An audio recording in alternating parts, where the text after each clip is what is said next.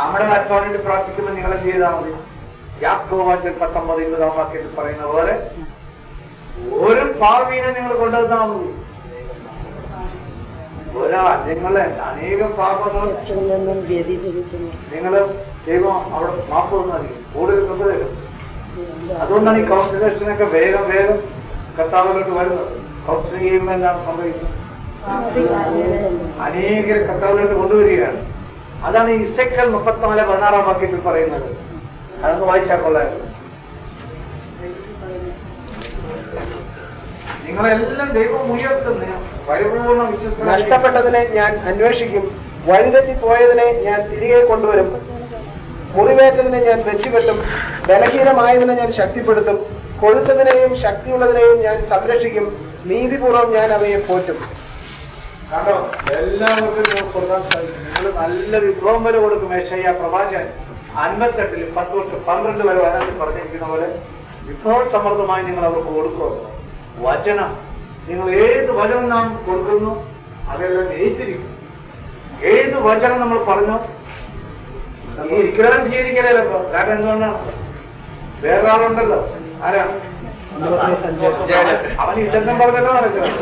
ലൂക്ക 8:12 അവൻ തട്ടിക്കൊണ്ടുപോകും. അതാണ് നിങ്ങൾ പറയുന്നത്. ഷാജി ബ്രദർ വനം കൊടുത്തോണ്ടിരുന്നത് ഞങ്ങൾ തട്ടിക്കൊണ്ടു പോയിക്കൊണ്ടിരുന്നു. അതുകൊണ്ടാണ് കിട്ടാനില്ല. വചനം കൊടുത്തോണ്ട് കാര്യം എന്തുകൊണ്ടാണ്? ഷാജി ബ്രദർ ആത്മാവിൽ നിൽക്കുന്നു. നമുക്ക് പലർക്കും ഷാജി ബ്രദറിന്റെ ക്ലാസ് കേട്ട് കാണുമല്ലോ.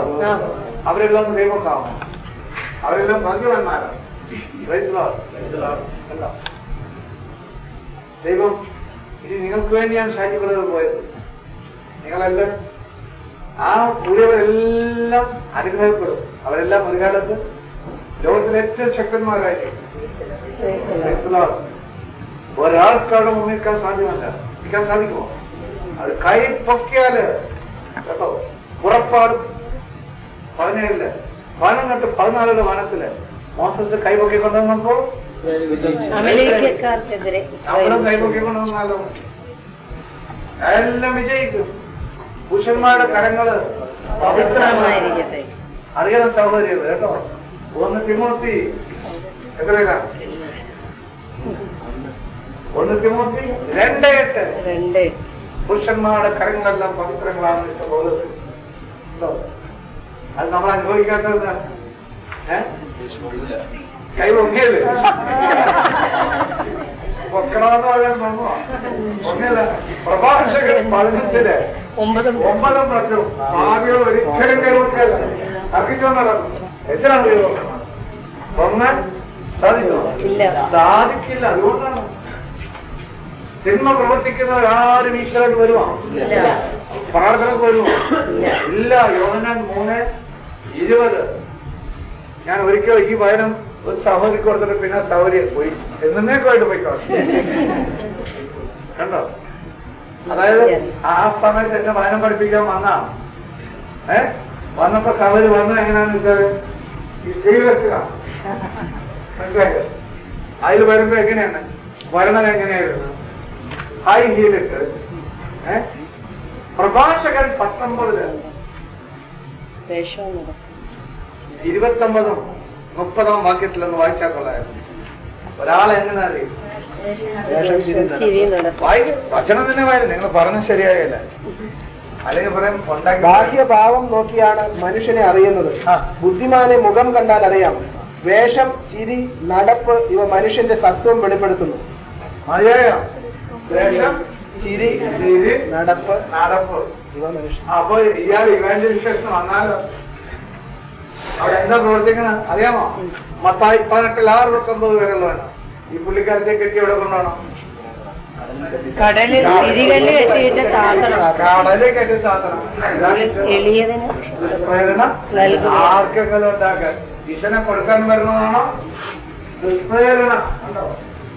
എന്നിട്ട് പറയാണ് ഞാൻ പറഞ്ഞ വചനങ്ങളെല്ലാം അത് 2000 കാലത്തിന് മുമ്പ് പൗലോസ് പറഞ്ഞാണ്. ഇപ്പൊ അതൊക്കെ മാറിപ്പോയി. പുതിയ പുതിയ ആണോ? വചനം മാറുമോ? ഇല്ല. എവിടെയാണ്? മർക്കോസ് 11:31 വചനത്തിന് യാതൊരു മാറ്റം ഉണ്ടായില്ല. 100 കൊല്ലം കഴിഞ്ഞ് വരുമ്പോ നമ്മ വല്ലതും ഉണ്ടാവോ? ഒരാള് പൊട്ടി പോലും കാണില്ല. പക്ഷെ വചനം ഉണ്ടാവോ? വചനം വെച്ചിട്ട് ഇപ്പൊ നമ്മുടെ ആരുടെ കൂടെ ആയിരിക്കണം? യേശുവിന്റെ കൂടെ തന്നെ ആയിരിക്കും. അവിടെ വെച്ച് ഭാര്യ ഭർത്താവിനെ നിശ്ചയം കിട്ടുമോ? അവിടെ എല്ലാം ഒരുപോലെ ആയിരിക്കും കേട്ടോ.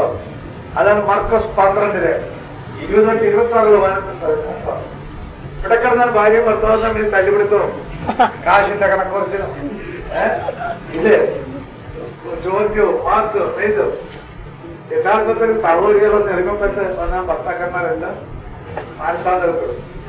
1-10 മോനില് 1 തൊട്ട് 7 വരെ 7 പറയുന്നില്ല. ഭർത്താക്കന്മാരും ഭാര്യയും ഭാര്യയുടെ വീട്ടുകാരെ ബഹുമാനിച്ചില്ലെങ്കിൽ പ്രാർത്ഥന കേൾക്കൂല. അത് പറയുമ്പോഴാണ് പല വക്കീൽമാരും ഡോക്ടർമാരും ഒക്കെ ദേഷ്യപ്പെടുന്നത്. ഇത് പറയുമ്പോ ഭാര്യ വീടിനെ സ്നേഹിക്കണം എന്ന് പറയുമ്പോ ക്ഷമിച്ചവരെ നോക്കാം. വൈരാഗ്യം തോന്നി ചിലപ്പോ ഭാര്യ വീട്ടിനോട്, ചില ഭർത്താവിന്റെ വീട്ടിനോട്. കാരണം നിങ്ങൾ ചെല്ലുമ്പോ ആദ്യം വലിയ പ്രതീക്ഷയോടെയൊക്കെ കല്യാണം കഴിച്ചേക്കുന്നു. അമ്മായി എന്നെ കുത്തുവാക്ക് പറയാൻ തുടങ്ങും, നാക്കും പറയാൻ തുടങ്ങും, ഭർത്താവ് കിട്ടാപ്പാണിയെ പോലെ കാര്യം പുള്ളിക്ക് അത്രയും കൊല്ലം അടിമനിച്ചാണ് ജീവിച്ചതാണ്. അപ്പൊ പിന്നെ ധൈര്യം ഉണ്ടാകുകയല്ല. അപ്പൊ ആരാ ധൈര്യം കൊടുക്കുന്നത്? സ്നേഹം കൂടുതൽ കൊടുക്കണം. ഭാര്യ ഭർത്താവിന്റെ ഏത് അവയത്തിൽ നിന്നാണ് ഉണ്ടായത്? വാരിയിൽ നിന്ന്. അപ്പൊ വാരിയല് താഴെ പോയത് ഭാര്യ ഭർത്താവിന് വാരിയിലൊന്നുമില്ലെങ്കിൽ നിൽക്കുമോ? അതിനാണ് നിങ്ങൾ താങ്ങിക്കൊണ്ട് നടക്കണമെന്ന് പറയുന്നത്. കണ്ടോ? അതുകൊണ്ട് ഭാര്യ ഭർത്താവ് ഒന്നാണ്. അവിടെയാണ് ദൈവത്തിന്റെ കൃപ വരുന്നത് കേട്ടോ. ഞാൻ അത് തന്നെ പ്രഭാഷകൻ. കർത്താവിനെ അനുസരിക്കുന്നവൻ തന്റെ അമ്മയെ സന്തോഷിപ്പിക്കുന്നു. ദാസൻ എന്ന പോലെ അവൻ മാതാപിതാക്കന്മാരെ സേവിക്കും. പിതാവിനെ വാക്കിലും പ്രവൃത്തിയിലും ബഹുമാനിച്ച് അവന്റെ അനുഗ്രഹത്തിന് പാത്രമാവുക. പിതാവിന്റെ അനുഗ്രഹം മക്കളുടെ ഭവനങ്ങളെ ബലവത്താക്കും. അമ്മയുടെ ശാപം അവയുടെ അടിത്തറ ഇളക്കും. മഹത്വം കാക്ഷിച്ച് പിതാവിനെ അവമാനിക്കരുത്. പിതാവിന്റെ അവമാനം ആർക്കും ബഹുമതിയല്ല. പിതാവിനെ ബഹുമാനിക്കുന്നവൻ മഹത്വം ആർജിക്കുന്നു. അമ്മയെ അനാദരിക്കുന്നവൻ അപകീർത്തിക്കിരയാകും. മകനെ, പിതാവിനെ വാർദ്ധക്യത്തിൽ സഹായിക്കുക. മരിക്കുന്നതുവരെ അവന് ദുഃഖമുണ്ടാക്കരുത്. അവന് അറിവ് കുറവാണെങ്കിലും സഹിഷ്ണുത കാണിക്കുക. നീ എത്ര ബലവാനാണെങ്കിലും അവനെ നിന്ദിക്കരുത്. പിതാവിനോട് കാണിക്കുന്ന കാരുണ്യം വിസ്മരിക്കപ്പെടുകയില്ല.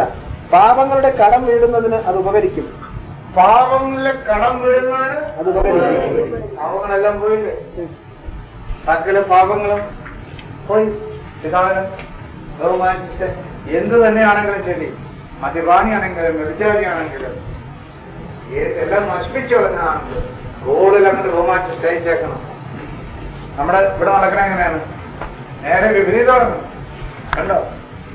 അപ്പനെനിക്കൊന്നും ഉണ്ടാക്കി തന്നില്ല. അപ്പൊ പിന്നെ അപ്പനെ വെച്ചേക്കുവോ? അപ്പോ ഇതുകൊണ്ടാണ് യോഹന്നാൻ 12:26 പറയുന്നത്.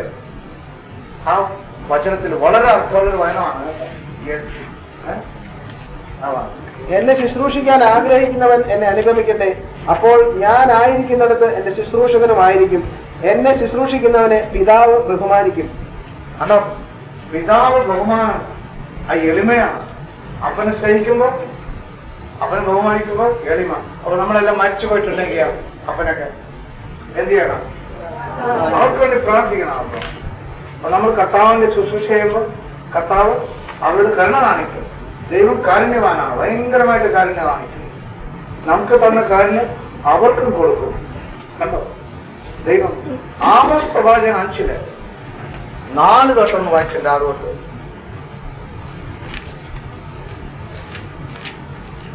ഈ ആമോസ് പ്രവാചകൻ വളരെ പ്രാധാന്യ പ്രവാചകനാണ്. ഈ ഇസ്രായേൽ ഭവനത്തോട് കർത്താവ് അരുളി ചെയ്യുന്നു, എന്നെ അന്വേഷിക്കുവിൻ, നിങ്ങൾ ജീവിക്കും. ബദേലിനെ അന്വേഷിക്കുകയോ ഗിൽഗാലിൽ പ്രവേശിക്കുകയോ ബെർഷബായിലേക്ക് കടക്കുകയോ അരുത്. കാരണം ഗിൽഗാൽ നാടുകടത്തപ്പെടും, ബദേൽ ശൂന്യമാകും. ന്യായത്തെ കീഴ്മേൽ മറിക്കുകയും നീതിയെ നിലത്തെറിയുകയും ചെയ്യുന്നവരെ കർത്താവിനെ അന്വേഷിക്കുവിൻ, നിങ്ങൾ ജീവിക്കും. അല്ലെങ്കിൽ അവിടുന്ന് അഗ്നി പോലെ ജോസഫിന്റെ ഭവനത്തിന് നേരെ പുറപ്പെട്ട് അതിനെ വിഴുങ്ങിക്കളയും. കർത്താവിനെ അന്വേഷിക്കുകയും അപ്പോഴാ ജീവൻ വരുള്ളൂ. ദൈവത്തിലോട് തിരിയുമ്പോൾ മാത്രമേ ജീവൻ വരുള്ളൂ. അതുകൊണ്ടാണ് ദൈവം ആരാണ്? വചനമാണ്. വചനത്തിലോട് നാം തിരിയുമ്പോഴാണ്. യെശയ്യാ പ്രവാചകൻ 55 55 അധ്യായം വലിയൊരു അധ്യായമാണ്. അതിൽ 1 തൊട്ട് 7 വരെയുള്ള വായന വായിച്ചിട്ട് ഇടയ്ക്കിടയ്ക്ക് നിർത്തി വായിക്കണം. യെശയ്യാ 55. ദാഹാർത്തരെ ജലാശയത്തിലേക്ക് വരുവിൻ. ഈ ദാഹാർത്തരെ ജലാശയത്തിലേക്ക് വരുന്നിട്ട് പുറത്തിൽ പോയി വെള്ളം കുടിക്കാനുണ്ട്. അല്ലെങ്കിൽ പൈപ്പിൽ പോയി ഇത് ലൗക്യം മനുഷ്യർ കുടവുമായിട്ട് പോകും. ദാഹാർത്തരെ ഇല്ലേ? ഇത് കേട്ടല്ലേ? വെള്ളം കുടിക്കാൻ വിളിക്കണം ഇല്ലേ? കണ്ടു ചാപ്പാണെങ്കിലാ അത് കുടിക്കാനാണെന്ന് വിചാരിക്കും. ദാഹാർത്തരെ വരാനല്ലേ വിളിക്കണം. എന്താണ്? നിർധനൻ വന്ന് വാങ്ങി ഭക്ഷിക്കട്ടെ. കയ്യിൽ കാശൊന്നും ഇല്ലാത്തവനെ വന്ന് വാങ്ങി ഭക്ഷിക്കട്ടെ. ഒന്നും വേണ്ടെന്നോ. വീഞ്ഞും പാലും സൗജന്യമായി വാങ്ങിക്കൊള്ളുക. ആഹാരത്തിന് വേണ്ടിയല്ലാതെ എന്തിനു പണം മുടക്കുന്നു? സംതൃപ്തിക്ക് വേണ്ടിയല്ലാതെ എന്തിനു അധ്വാനിക്കുന്നു? എന്റെ വാക്ക് ശ്രദ്ധിച്ചു കേൾക്കുക. നന്നായി ഭക്ഷിക്കുകയും വിശിഷ്ട ഭോജ്യങ്ങൾ ആസ്വദിക്കുകയും ചെയ്യുക. എന്റെ അടുക്കൽ വന്ന് എന്റെ വാക്ക് കേൾക്കുവിൻ, നിങ്ങൾ ജീവിക്കും. ഞാൻ നിങ്ങളുമായി ശാശ്വതമായ ഒരു ഉടമ്പടി ഉണ്ടാക്കും. ദാവീദിനോടെന്ന പോലെ നിങ്ങളോട് ഞാൻ സ്ഥിരമായ സ്നേഹം കാട്ടും. ഇതാ, ഞാൻ അവനെ ജനതകൾക്ക് സാക്ഷിയും നേതാവും അധിപനുമാക്കിയിരിക്കുന്നു. നിനക്ക് അജ്ഞാതമായ ജനതകളെ നീ വിളിച്ചുകൂട്ടും. നിന്നെ അറിയാത്ത ജനതകൾ നിന്റെ അടുക്കൽ ഓടിക്കൂടും. എന്തെന്നാൽ നിന്റെ ദൈവമായ കർത്താവ്, ഇസ്രായേലിന്റെ പരിശുദ്ധൻ നിന്നെ മഹത്വപ്പെടുത്തിയിരിക്കുന്നു. കർത്താവിനെ കണ്ടെത്താൻ കഴിയുന്ന ഇപ്പോൾ തന്നെ അവിടുത്തെ അന്വേഷിക്കുവിൻ. അവിടുന്ന് അരികെയുള്ളപ്പോൾ അവിടുത്തെ വിളിക്കുവിൻ. ദുഷ്ടൻ തന്റെ മാർഗവും അധർമ്മി തന്റെ ചിന്താഗതികളും ഉപേക്ഷിക്കട്ടെ. അവിടുത്തെ കരുണ ലഭിക്കേണ്ടതിന് അവൻ കർത്താവിലേക്ക് തിരിയട്ടെ, നമ്മുടെ ദൈവത്തിങ്കിലേക്ക് തിരിയട്ടെ. അവിടുന്ന് ഉദാരമായി ക്ഷമിക്കും. കർത്താവ് അരുളി ചെയ്യുന്നു, എന്റെ ചിന്തകൾ നിങ്ങളുടേതുപോലെയല്ല. ഇത്രയും മതി. ആ 7-ാം വാക്യം വരെ കണ്ടോ? അതിലെന്താ പറഞ്ഞിരിക്കുന്നത്? ജീവൻ, നമുക്ക് ജീവൻ തരും.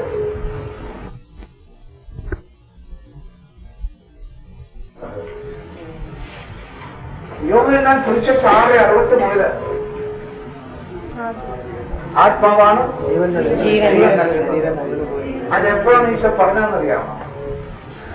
കർത്താവിന്റെ കൂടെ കുറെ എണ്ണം ഉണ്ടായിരുന്നു. നല്ല ഭക്ഷണമൊക്കെ കിട്ടിയെന്ന്. ഇപ്പൊ ഇവിടെ തന്നെ നല്ല സജ്ജ ഉണ്ടെന്ന് പറഞ്ഞാലും ഇതൊന്നുമാണ് ആള് ഇടിച്ചു കയറും. കണ്ടോ? ഇപ്പൊ ഇവിടെ തന്നെ ഉണ്ണിമേരി ഇവിടെ വന്നിട്ടുണ്ട്, പിന്നെ മമ്മൂട്ടി വന്നിട്ടുണ്ട്, പിന്നെ മോഹൻലാൽ വന്നിട്ടുണ്ട്. ഇടിച്ചു കയറും.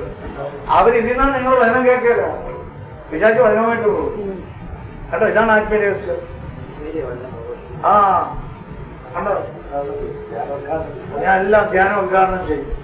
അതൊക്കെ ബുദ്ധിയിലുള്ള ആലോചനയാണ്. അത് ഒരിക്കലും ബുദ്ധിയെടുക്കരുത്. ഉള്ളവരെല്ലാം പോകും. കണ്ടോ? നിങ്ങൾ ആത്മാവിലാണെങ്കിൽ ആത്മാവ് പോയി പിടിച്ചോളും. 1 Pетros 3:18-19 വാക്യത്തില്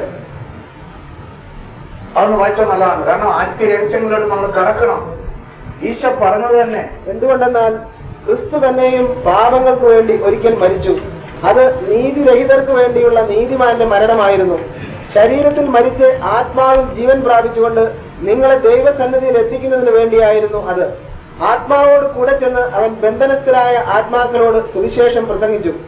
ആത്മാക്കൾ, നമ്മൾ വചനം പറയുമ്പോൾ അനേക ആത്മാക്കൾ രക്ഷപ്പെടുകയും ബന്ധനസ്ഥരായ വചനം കേട്ട് വരുമ്പോ കേട്ടോ. ഇതുകൊണ്ടാണ് പൈശാചികശക്തികൾ നമുക്ക് കടന്നു വരുമ്പോ എല്ലാം എത്തും. കൃപയില്ലാത്തതുകൊണ്ടാണ്. കൃപയിൽ വരണം. എല്ലാവരും കൃപയിൽ വരണം. ബൈബിൾ തന്നെയാണ് കൃപയിൽ വരാനാണ്. കണ്ടോ? എല്ലാവരും കൃപയിൽ വരണം. ആ കൃപ ദൈവത്തിന്റെ ദാനമാണ്. എഫേസ്യർ 2:8-9. ഇവിടെ കാണുന്നത് എങ്ങനെയാണ്? ബുദ്ധിയിലാണ് എല്ലാം കാണുന്നത്. ആ നേടിയെടുക്കുന്നതാണ്. നിങ്ങൾ നേടിയെടുക്കാൻ നോക്കണം. നേടിയെടുത്താൽ കിട്ടുമോ? കിട്ടിയല്ല. കണ്ടോ? അത് ദാനമാണ്.